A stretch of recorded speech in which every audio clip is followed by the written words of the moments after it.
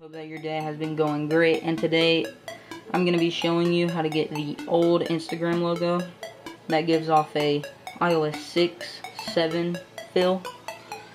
And for any Android users out there watching this, you can do this as well. Just follow the steps that I go through in this video, and it's just as usual. All the links are going to be included in the description below, so it's fast and simple and easy to follow along. And the first thing that you want to do is go to the first link that you see in the description.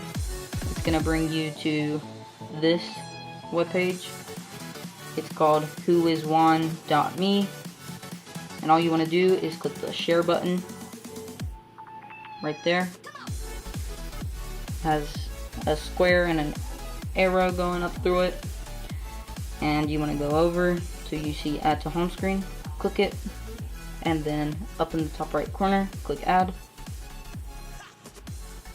And there you go.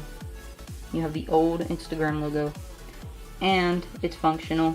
So you just click it, it's gonna go through a web clip, and then it'll redirect you to the app.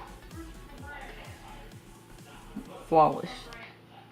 But if you like this video, make sure to like, subscribe, and comment. Peace out.